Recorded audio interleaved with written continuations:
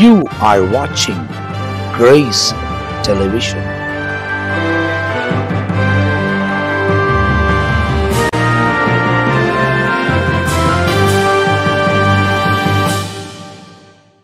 ஆண்டவரும் அருமை இரட்சகராக இயேசு கிறிஸ்துவின் நாமத்தினால் இந்த காலையில் உங்கள் யாவருக்கும் என்னுடைய அன்பின் வாழ்த்துக்களையும் ஸ்தோத்திரங்களையும் நான் தெரிவித்துக் கொள்கிறேன். தேவனுடைய பெரிதான கிருபையால் இயேசுவோடு கூட பேசுவோம் வாருங்கள் என்ற இன்னொரு நிகழ்ச்சியில் உங்களை சந்திப்பதிலே நான் மிகவும் மகிழ்ச்சி அடைகிறேன். தொடர்ந்து முன்னேறி கடந்து போவதற்கு தேவன் உதவி செய்திருக்கிறார். இந்த செப்டம்பர் மாதத்தில் எல்லா தீமைக்கும் விலகி காத்து நன்மையால் முடிசூட்டி அற்புதமான பாதையில் அவர் நம்மை நடத்தி கொண்டு வந்திருக்கிறார். தொடர்ந்து அவரே நம்மை பலப்படுத்தி வழிநடத்துவார். விசுவாசத்தோடு கூட உறுதியாய் காத்து கொண்டிருங்கள். தேவனோடவே நடங்கள். எல்லா தீய வழிகளை விட்டு விலகி நீங்கள் கர்த்தரை பின்பற்ற நடக்கும்போது தேவன் தாமே நம்மை வழிநடத்தி தொடர்ந்து முன்னேறி கடந்து போவதற்கு உதவி செய்வார். இந்த நாள் முழுவதும் கர்த்தருக்கு என்று நீங்கள் ஒப்பு கொடுக்கணும். ஆவியானவருக்கு நீங்கள் ஒப்பு கொடுத்தா தான் இந்த வாழ்க்கை முழுவதும் ஜெயமாக இருக்கும். இந்த நாள் முழுவதும் ஜெயமாக இருக்கும். உங்கள் குறைகள் எல்லாம் கர்த்தர் நிறைவாக்குவார். ஒருவேளை சமாதானம் இல்லாத இன்றைக்கு நீங்கள் இந்த நிகழ்ச்சியை பார்த்து கொண்டிருக்கலாம். இல்லை தோல்வியான நிலைமையில் நீங்கள் பார்த்து கொண்டிருக்கலாம். ஏதோ எதிர்பார்த்த ஒரு சூழ்நிலையில் இந்த நிகழ்ச்சி நீங்கள் பார்த்து கொண்டிருக்கலாம். அதே நேரத்தில் சில சந்தோஷமான விஷயங்கள் உங்கள் வாழ்க்கையில் நடந்ததும் நீங்கள் பார்த்து கொண்டிருக்கலாம். எப்படி இருந்தாலும் சந்தோஷமாக இருக்கக்கூடியவர்கள் இன்னும் சந்தோஷமாக இருங்க. துக்கமாக இருக்கிற உங்கள் துக்கம் சந்தோஷமாய் மாற்றப்படும்.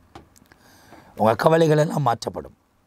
தேவன் தொடர்ச்சியாய் வழிநடத்துவதற்கு அவர் உண்மையுள்ளவராக இருக்கிறார். நான் பேசுகிறதுனால அல்ல, நீங்கள் ஆவியானவருக்கு ஒப்பு கொடுக்கறதுனால. ஏன்னா அவர் நிறைவு வரும்போது உங்கள் குறைவுகள் தானாய் ஓய்ந்து போகும்.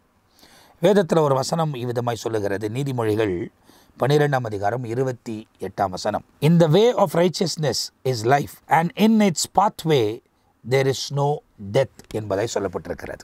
நீதியின் பாதையில் ஜீவன் உண்டு, அந்த பாதையில் மரணம் இல்லை. நீதியா நடந்தால் ஜீவனுக்குள் நடத்தப்படுவீர்கள். அந்த பாதையில் மரணம் இல்லை. இந்த உலகத்தின் மரணத்தை குறித்தல்ல, நித்திய மரணம் நீ சந்திக்க மாட்டே. நீதியா நடந்தினா நித்திய மரணத்துக்குள்ளே நீ போக மாட்டேன். ஏன்னா உலகத்தில் நாம் மரிக்கிறது முதலாவது மரணம். ஆனால் இரண்டாவது மரணத்தை தப்பிக்கிறவன் யாருன்னா இயேசு கிறிஸ்துவின் இரத்தத்தினால் கழுவப்பட்டவர்கள். அப்போ நீதியா நடப்பதுக்கு தான் இந்த உலகத்தில் நாம் அழைக்கப்பட்டிருக்கிறோம்.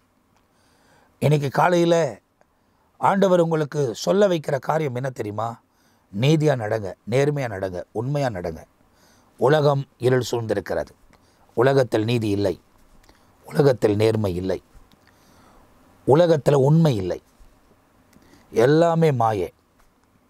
ஆனால் இயேசுவை நீ நம்பினால் அவர் உன்னை ஏமாற்றாதபடி மரணத்திலிருந்து தப்பி ஜீவனுக்கு நீ இடம்பெற தேவன் உதவி செய்ய சர்வ வல்லமை உள்ள தேவனாயிருக்கிறார். அப்போ இந்த நாளில் எவைகளெல்லாம் உன் குடும்பத்தில் மரித்திருக்கிறதோ அவைகளெல்லாம் மீண்டுமாய் உயிர் பெற வேண்டுமானால் நீ நீதியான பாதையில் நடக்க வேண்டும்.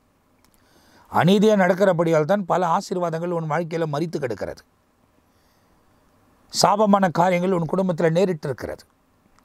நீ தேவனுக்கு உட்பட்டு தேவனுக்கு ஒப்பு கொடுத்து இந்த நாள் முழுவதும் நீங்கள் வந்து கண்ட்ரோல் பண்ணுங்கள், நீங்கள் வந்து பொறுப்பிடுங்க அப்படின்னு பரிசுத்த ஆவியானவரோடு கூட இடைப்பட்டு அவரை உங்கள் வாழ்க்கையில் அனுமதிக்கும் போது அவர் நீதியான பாதையில் தான் நடத்துவார். நீங்கள் நீதியில் நடக்கும் போது மரணம் உங்களை மேற்கொள்ளாமல் எவைகளெல்லாம் ஏற்கனவே மரித்திருக்கிறதோ அவைகளெல்லாம் உயிர் பெறுவதற்கு பரிசுத்த ஆவியானவர் செய்து முடிக்க அவர் சர்வ வல்லமையுள்ளவராக இருக்கிறார். எனவே இந்த காலையில் இந்த நிகழ்ச்சியை பார்த்து கொண்டிருக்கிற நீங்கள் நீதியான பாதையில் நேர்மையாக நடப்பதற்கு உங்களைத்தானே நீங்கள் அர்ப்பணிக்க வேண்டும். அநீதியான வழிகளை பின்பற்றாது இருங்கள். அவங்க செஞ்சாங்க அதனால் நான் செய்கிறேன், அவங்க பேசுனாங்க அதனால் நான் பேசுகிறேன், அவங்க எனக்கு இப்படி பண்ணாங்க நானும் அவங்களுக்கு அப்படி பண்ணுவேன் அப்படின்ற மோட்டிவில் நீ நடந்தினா நீ மரணத்துக்கு ஏதுவாய் நடக்கிற என்பது அர்த்தம்.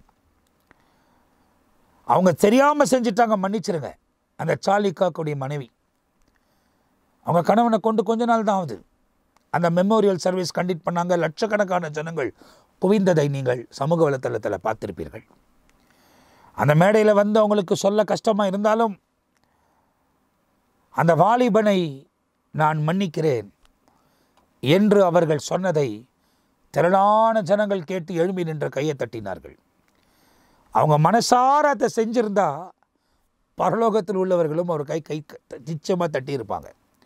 யாரோ சொல்லி கொடுத்து செஞ்சிருந்தால் கை தட்டி இருக்க மாட்டாங்க. ஆனால் ஜனங்க கைத்தட்டியிருப்பாங்க. ஏன்னா அவங்க வாயின் வார்த்தை அவர்களுக்கு ரீச் ஆனது. பரலோகம் வாயின் வார்த்தையை மாத்திரம் கவனிப்பதில்லை, இருதயத்தின் எண்ணமும் கவனிக்கிறது.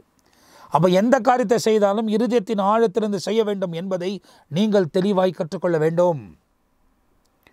தேவனுக்கு ஏற்ற செயல்முறைகளில் நீங்கள் வாழ்வீர்களானால் ஜீவனுக்கு நேராய் நடத்தப்படுவீர்கள், மரணம் உங்களை மேற்கொள்ளாது என்பதாக வசனத்தில் எழுதப்பட்டிருக்கிறது. நீதியின் பாதையோ ஜீவன், அந்த பாதையில் மரணம் இல்லை என்பதை சொல்லப்பட்டிருக்கிறது. எனவே ஆண்டவரோடு கூட இணைந்து வாழ்வதற்கு உங்களை அர்ப்பணியுங்கள். கூட பிறந்தவர்களை அர்ப்பணியுங்கள், பெற்றோர்களை அர்ப்பணியுங்கள், பிள்ளைகளை அர்ப்பணியுங்கள், உங்களோடு கூட இணைந்திருக்கிற நண்பர்களை அர்ப்பணியுங்கள். அவங்களுக்காக ஜெபம் பண்ணுங்க. நீங்கள் நீதியை தேடி பாருங்கள், உங்கள் பின்னால் உலகத்தின் காரியங்கள் எல்லாம் தேடி வரும்.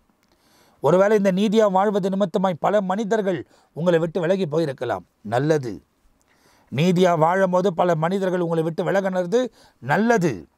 காரணம், நீதிபரர் உங்களோடு கூட இருந்த தெளிவான பாதையில் நடத்தி கொண்டு முன்னேறி கடந்து போவதுக்கு உதவி செய்வதற்கு அவர் சர்வ வல்லமுள்ளவராக இருக்கிறார். அவங்க கண்களுக்கு முன்னெல்லாம் உனக்கு ஒரு பந்தியை கர்த்தர் உண்டு பண்ணுவார். அவங்க கண்களுக்கு முன்னெல்லாம் கர்த்தர் உன்னை ஆசீர்வதிப்பார். அவங்க கண்களுக்கு முன்னெல்லாம் கர்த்தர் உன்னை உயர்த்தி வைப்பார். நீ தேவனோடு கூட பிரயாணப்பட்டு பார். உங்கள் சூழ்நிலைகளை மாற்றி அமைத்து ஜெயத்தின் பாதையில் தொடர்ச்சியாய் அவரே வழிநடத்தி கொண்டு போவதற்கு அவரே உண்மை உள்ள தேவனாய் இருக்கிறார். எனவே தேவனோடு இணைந்து வாழவும், தேவனோடு முன்னேறி கடந்து போகவும் உங்களை நீங்கள் அர்ப்பணித்துக் கொள்ளும் போது ஆண்டவர் தம்முடைய கிருபையின் பிரசன்னங்களை உங்கள் வாழ்க்கையில் விளங்க பண்ணி அற்புதமான பாதையில் தொடர்ச்சியாக வழிநடத்தி கொண்டு போவதற்கு அவரே சர்வ வல்லமை உள்ள தேவனாய் இருக்கிறார். குறைகள் எல்லாம் நீக்கி நிறைவாக்கி அற்புதமான பாதையில் நடத்துவார். தீமையை நன்மையாக மாற்றுவார். சத்துருவின் கிரியைகளுக்கும் அந்தகாரங்களின் ஆதிக்கங்களுக்கும் வானமண்டல பொல்லாத ஆவிகளுக்கும் விலகி காத்து நன்மையான பாதைகளிலே அவரே நம்மை முன்னேற்றத்துக்குள் நடத்துவதற்கு உண்மை உள்ள தேவனாக இருக்கிறார். நீதியாக மாத்திரம் வாழுங்க, நேர்மையாக வாழுங்க, அந்த பாதையில் மரணம் இல்லை. உலகம் உங்களை அநீதிக்கு இழுக்கும், உங்களை அநீதி செய்ய வைப்பாங்க, தவறான காரியங்களுக்குள்ள உங்களை வழி நடத்துவாங்க. ஆனால் நீங்களும் நீதியோடு நிற்கணும். நீதியோடு நீங்கள் நிற்கிறதுனால அவங்க உங்களை விட்டு விலகி போவாங்க, பரவாயில்ல, கர்த்தர் உங்களோடு கூட இணைக்கப்படுவார். விலகி போனவர்கள் அப்பிரயோஜனப்பட்டவர்கள், உங்களோடு கூட இணைந்து நிற்கிறவர் சர்வ வல்லமை உள்ள தேவன். அந்த சர்வ வல்லமையோடு கூட இணைந்து இந்த உலக வாழ்க்கையில் நீங்கள் செயல்பட்டீங்கன்னா எல்லாமே ஜெயமாய் மாறும். அந்தகார வல்லமைகள் நடுங்கும். உன்னை விடுதலையாக்கி தெளிவான பாதையில் வழிநடத்தி கொண்டு போவதற்கு இயேசு ஒருவர் உண்மை உள்ள தேவனாக இருக்கிறார். ஆவியானவர் உங்களுக்கு இரக்கம் தருவார், வழிநடத்துவார். எனவே இந்த காலையில் இந்த நிகழ்ச்சியை பார்த்து கொண்டிருக்கிற நீங்கள் நீதியான பாதையில் நேர்மையாக நடக்க உங்களை ஒப்பு கொடுக்கிறபடியால் எல்லா நீதி உள்ள ஆசீர்வாதங்களும் உங்களை வந்து சேரும். அநீதியானது வராது, தவறானதை கேட்டிங்கன்னா கிடைக்காது. எதெல்லாம் நீதியாக கேட்குறீங்களோ அவைகளெல்லாம் தேவன் வாய்க்க செய்து வழிநடத்துவதற்கு உண்மை உள்ளவராக இருக்கிறார். அந்தபடியே வாழ உங்களை அர்ப்பணித்துக் கொள்ளுங்கள். தேவன் உங்களை பலப்படுத்துவார். நாம் ஜெபிக்கலாமா? நல்ல பிதாவே, இந்த கால வேளையில் நம்ம நன்றி நிறைந்த இருதயத்தோட நான் உம்மை துதிக்கிறேன், உம்மை ஸ்தோத்திரிக்கிறேன். இந்த நிகழ்ச்சியை பார்த்து கொண்டிருக்கிற ஒவ்வொருவருக்காக ஜெபிக்கிறேன். உலக காரியங்களில் அநேக காரியத்தில் அவர்கள் பாதிக்கப்பட்டு, நெருக்கப்பட்டு, வேதனைப்பட்டு, கலங்கி தவித்து ஒருவேளை முன்னேறி கடந்து வரக்கூடியவர்களாக இருப்பார்களானால் அவங்களை பலப்படுத்தி நிலைநிறுத்த வேண்டுமா நான் ஜெபிக்கிறேன்.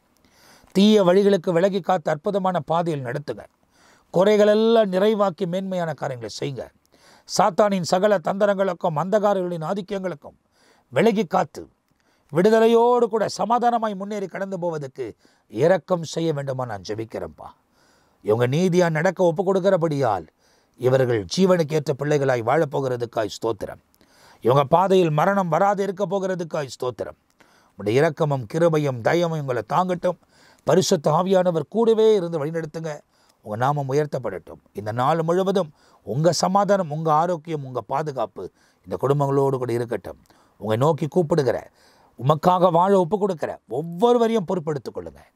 உங்கள் பலத்தினால் உருவாக்கி வழிநடத்துங்க. உங்கள் நாமம் மகிமைப்படட்டும். இயேசு கிறிஸ்துவின் நாமத்தில் ஜெபிக்கிறேன் ஜீவனுள்ள நல்ல பிதாவே, ஆமேன், ஆமேன். பிரியமானவர்களே, இந்த நிகழ்ச்சி உங்களுக்கு ஆசீர்வாதமாக இருந்திருக்கும் என்று நான் நம்புகிறேன். தொடர்ந்து தேவனோடு கூட இணைந்து வாழுங்கள். அவரோடு பேசுங்க, அவர்கிட்ட எல்லாத்தையும் தெரியப்படுத்துங்க. நீதியாக வாழுங்க. இந்த நாள் முழுவதும் ஆண்டவர் ஜெயத்தோடு நடத்துவார்.